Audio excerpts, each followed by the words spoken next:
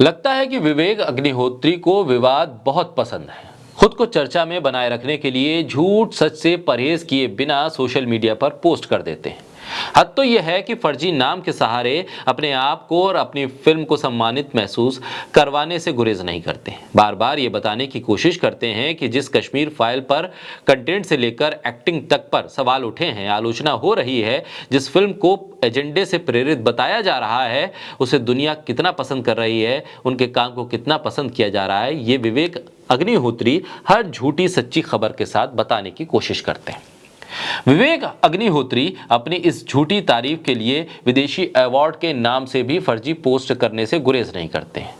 और अब एक बार फिर उन्होंने देश के सबसे सम्मानित अवार्ड को लेकर भ्रम फैलाया है। अब या तो विवेक अग्निहोत्री ये समझ नहीं पाते हैं कि अवार्ड पाने के लिए झूठ के सहारे की जरूरत नहीं होती है। अवार्ड काम के आधार पर मिलता है। किसी बड़े अवार्ड से मिलते जुलते नाम वाले अवार्ड को सम्मान नहीं कहते हैं। बोलता हिंदुस्तान पर मैं हूं आपके साथ मिर्जा शाकिर अली बेग। मुंबई में हाल ही में Dada Saheb Phalke international film festival award 2023 की घोषणा हुई, जिसमें वरुण धवन, रणवीर कपूर, आलिया भट्ट, ऋषभ शेट्टी जैसे तमाम कलाकार मौजूद रहे। इसमें द कश्मीर फाइल्स सहित अलग अलग क्षेत्रों में अवार्ड दिए गए कई फिल्मों को। इसमें साल 2022 की विवादित फिल्म द कश्मीर फाइल्स को भी अवार्ड से नवाजा गया, जिसे लेकर तरह तरह की बातें सामने आ रही हैं। दादा साहेब के नाती ने खुद इस अवार्ड को लेकर सवाल खड़े किए। उनका कहना है कि पैसे लेकर ये अवार्ड बांटे गए। दादा साहब के नाती चंद्रशेखर ने यह भी कहा कि पुरस्कार सिनेमा के लिए सबसे बड़ा राष्ट्रीय सम्मान है, लेकिन मुंबई में एक संस्था Dada Saheb Phalke international film festival award के नाम से इसे बांट रही है, जबकि दोनों अवार्ड्स में जमीन आसमान का फर्क है। पैसे लेकर उन लोगों को अवार्ड दिए जा रहे हैं जो काबिल नहीं है। विवादित फिल्म द कश्मीर फाइल्स के डायरेक्टर विवेक अग्निहोत्री ने ट्वीट करते हुए कहा था कि द कश्मीर फाइल्स को दादा साहेब फाल्के अवार्ड 2023 में सर्वश्रेष्ठ फिल्म का पुरस्कार मिला है। इस ट्वीट में विवेक अग्निहोत्री ने हैशटैग दादा साहेब फाल्के अवार्ड 2023 का इस्तेमाल किया और यहीं से लोगों में दादा साहेब फाल्के अवार्ड को लेकर भ्रम पैदा हुआ। कई मीडिया आउटलेट्स और सोशल मीडिया यूजर्स ने भी ये बताया कि द कश्मीर फाइल्स को दादा साहेब फाल्के अवार्ड मिला है, लेकिन ये जानना जरूरी है कि दादा साहेब फाल्के अवार्ड्स और Dada Saheb Phalke international film festival award दो अलग अलग अवार्ड हैं। दादा साहेब फाल्के अवार्ड और उनके नाम से एक प्राइवेट संस्था द्वारा दिए जाने वाले अवार्ड में सबसे बड़ा अंतर यह है कि दादा साहेब फाल्के अवार्ड की कोई कैटेगरी नहीं होती है। जैसा कि दादा साहेब फाल्के इंटरनेशनल अवार्ड्स वाले इस फिल्म फेस्टिवल में अलग अलग कैटेगरी में अवार्ड्स दिए गए थे। दादा साहेब फाल्के अवार्ड एक साल में बस एक व्यक्ति को दिया जाता है। दादा साहेब फाल्के के नाम से कई अवार्ड्स हैं। Dada Saheb Phalke international film festival award, Dada Saheb Phalke film foundation awards, Dada Saheb Phalke excellence award, Dada Saheb Phalke academy awards.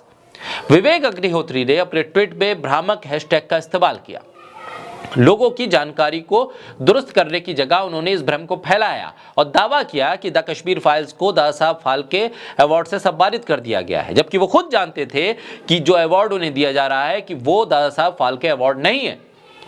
और इस ट्वीट के बाद सोशल मीडिया पर भ्रम की स्थिति पैदा हो गई, जबकि द कश्मीर फाइल्स को एक प्राइवेट संस्था द्वारा आयोजित स्वतंत्र film festival Dada Saheb Phalke international film festival award 2023 में बेस्ट फिल्म का अवार्ड दिया गया।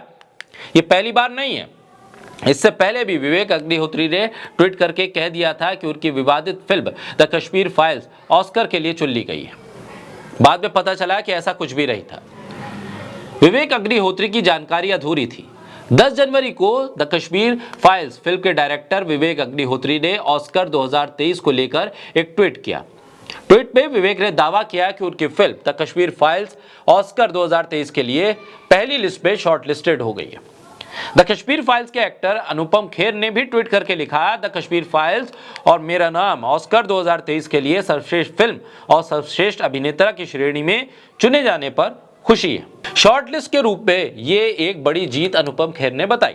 बाद में पता चला कि विवेक अग्निहोत्री जिस लिस्ट की बात कर रहे थे उसे शॉर्ट लिस्ट नहीं बल्कि असल में रिमाइंडर लिस्ट कहते हैं। द एकेडमी ने इस लिस्ट को लेकर ऑस्कर की आधिकारिक वेबसाइट पर 9 जनवरी 2023 को प्रेस रिलीज जारी की थी।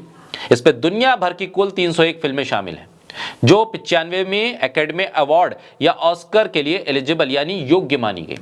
यहाँ एलिजिबल शब्द पर अगर आप गौर करें तो एलिजिबल शब्द का मतलब शॉर्टलिस्टेड होना कतई नहीं है। इस लिस्ट के लिए कोई भी व्यक्ति आवेदन कर सकता है, लेकिन आवेदन करने वाले व्यक्ति को कुछ शर्तें पूरी करनी होती है, जो ऑस्कर की आधिकारिक वेबसाइट पर मौजूद हैं।